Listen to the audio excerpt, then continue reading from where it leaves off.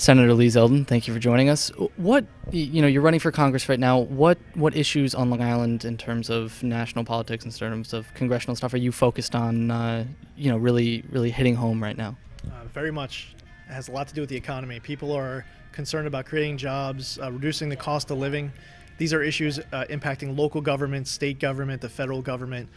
Care about our economy. We want not only good paying jobs, but it's not just about unemployment, but underemployment. We have people who are working 2-3 jobs, spending time away from their families, having a very difficult time trying to make ends meet. And families are getting split apart. Young Long Islanders wanting to start their families are going to North Carolina, South Carolina, and Florida. We have seniors who have spent their whole lives on Long Island, but they can't afford to stay, so they're leaving. Seniors trying to choose between prescription meds and oil in their tank. So a lot of the issues we face, whether you talk to someone who's involved in local government or up in Albany or down in Washington, it's about what can we do to help people who are struggling to get by. The economy is a huge issue. Healthcare, a strong desire to repeal Obamacare.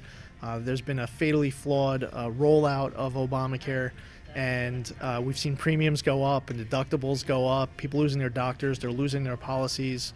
And I think foreign policy is another issue that we are hearing a lot about.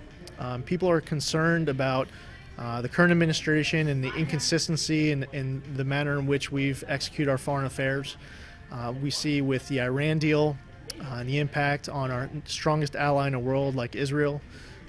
The fact that we have enemies who don't respect weakness, they respect strength. And when you say there's going to be consequences if you do something, there has to be consequences. And I think there's been a lot of inconsistency with our foreign policy over the course of the last several years. So that's important. And having a check, having balance. We have a Democratic president, Democratic-controlled U.S. Senate, Republican-controlled House. We hear a lot of partisan bickering. We see a lot of dysfunction. Not a lot of stuff is getting done because we have people who insist on getting it 100% their way. And they're all politics all the time. And you could blame Republicans and Democrats on both sides of the aisle. So I think that's something, too, that you hear a lot about on Long Island. People just want their government to work for them, to represent them, to put all the partisanship aside and try to figure out a way to move our country forward. You're talking about, helping people make ends meet. Where do you fall on the minimum wage issue on a national scale? Where we sit with that and what should be done, if anything? I have a lot of concern for small businesses, and we have people struggling. They not only making minimum wage, we have families on Long Island who might be making $12 an hour or $15 an hour, and they're struggling. You can actually be married, have 2 kids, own a home, and be making $80,000 a year and still feel like you're living in poverty on Long Island. We may be making more on average, but the cost of living is higher.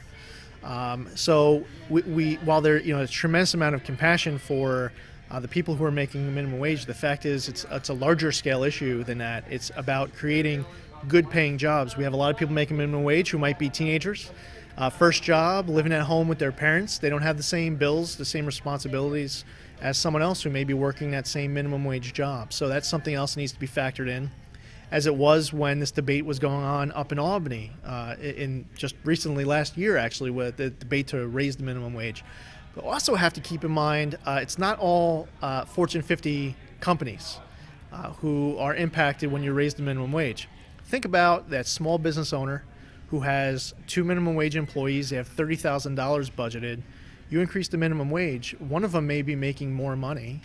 They may be doing better for them to be able to provide for their family, but the other one's just going to get less hours or maybe even get laid off. They will be making less money. That pot doesn't grow when you increase the minimum wage. So again, another issue where you're hearing a lot of partisan sound bites.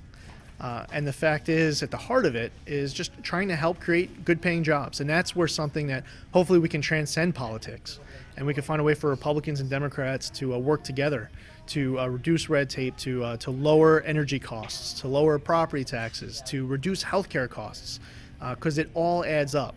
And when you add up all of those burdens, it becomes very difficult to survive even if you're making $20 an hour. So it all has to be considered. Now, if you raise the minimum wage for someone and you're making $12 an hour, it's possible that your employer may take it out on you because that money can only come from, it doesn't grow, it doesn't double just by raising the minimum wage. You're in the full swing of a congressional campaign, but you still have a day job as a state senator. Have you found it difficult to balance those two, especially now that we're nearing the end of this legislative session? Haven't missed a vote. I'm actually here from Albany, heading back to the district from here, and I try to give 100% to everything. Sometimes with having a wife and 2 kids, it definitely requires their support, their patience. They've been great. They've been amazing. That's the biggest challenge, because that's the most important thing in life. Is certainly our family. To have the right healthy balance in life, to represent your constituents as best as possible. It's important to have a great wife and great kids like I do. But we've been up in Albany every single week, every vote, and we're going to continue doing it. In Albany, one of the big issues right now is the Compassionate Care Act, medical marijuana, and we're seeing some Republicans, a little more support for that. Where do you fall on that issue, and do you see this as something that Republicans can begin to get behind, and this can get past this legislative session? Well, I have concerns of legislators playing doctor. It's being sold as medicine. And if it is medicine, I don't know why it should be treated as an exception from every other medicine that we have in this country. So we have certain states where you have legislators playing doctor. We have some people here in the New York State Legislature who support marijuana for recreational use, for medicinal use. That's certainly their right. Each legislator representing their constituents as best as they can, is trying to stay true to their principles and values. It's something that maybe it gets done at some point in the future. But for me, I have some concerns because I'm not a doctor. And another issue with the Democrats is the 10-point women's agenda. And Republicans have supported 9 of those points, but the 10th point, the abortion point, has been a sticking point, and one that a lot of Republicans haven't really moved on. Is that something where you think that the conversation can change, that Republicans can begin to be okay with it somehow, if it's amended in some way, or is this just a decisive thing that 10th point is just something that a lot of Republicans aren't going to move on? Yeah, there are very serious concerns that I heard about that 10th point of the agenda. As far as any type of radical expansion of abortion in the state, you really start having a debate on the fringes of the issue, and the idea of abortions being performed by people who aren't doctors, having late-term abortions. My daughters were born in their 25th week. I've seen firsthand what babies look like, less than a pound and a half. They're doing great now. They're healthy. I have some serious concerns with that 10th point in the governor's agenda, and I'll continue to oppose it. Senator Zeldin, thank you for joining us. Thanks for having me.